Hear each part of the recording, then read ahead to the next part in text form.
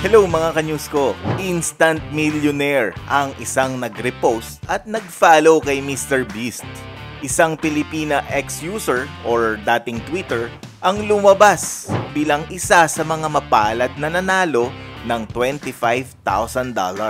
Isang Pilipina ex-user ang lumabas bilang isa sa mga mapalad na nanalo ng $25,000 giveaway na ginawa ng isang sikat na American YouTuber na si Mr. Beast. Si Mr. Beast mismo ang nag-anunsyo ng giveaway sa X. Ayon sa kanyang X account ay mamimigay siya ng tig $25,000 sa 10 random people na magre-repost nito at magfa-follow sa kanya.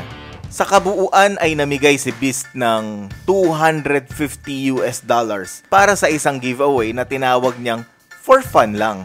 Dinagdag pa ni Mr. Beast na ang 25K ay nagmula sa kinita ng isang video niya sa X. Iba rin ang trip nitong si Mr. Beast. Sana all. Gagawin din daw nito ang pagpili sa mga nanalo pagkatapos ng 72 hours. At gaya ng pangako ni Mr. Beast, in-announce ang mga winners noong January 26. Ang announcement kung saan nakapost ang mga X accounts ng mga nanalo ay umani ng 37 million views. Kasama nga po rito sa mga winners ang isang Pilipina na may X username na @SelaKimson1. Wow! Napakaswerte naman ni ate girl! Hindi pa rin makapaniwala si Sela at sinabi pa nito na parang hindi totoo ang nangyari. This is so unreal, hindi ako makapaniwala. Ayon sa magkahiwalay na post nito, nagbiro pa ang ating winner sa X na marami raw siyang mapapakaing stray cats at dogs. Madaming stray cats and dogs ang makakakain. Dagdag pa niya.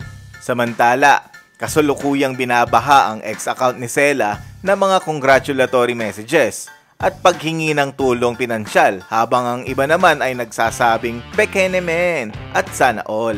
Meron ding humihingi ng share kahit $110 lang daw at meron pang nagsasabing kailangan daw niya ng bagong cellphone. Yung isang user ay diretsahang sinabi na kailangan daw niya ng $500 mula kay Sela at sana daw ay matulungan siya nito. I need $500 from you, help me. Mayroon ding nagpost ng picture ng tila may sakit na bata at sa caption nito ang mga katagang, "Ate, pabalato naman, pambili lang ng meds ng anak ko." At ang pinakamalupit ay isang comment na may cry for help. May picture ito ng isang nakasaklay at mayroon daw siyang karamdaman na bone infection.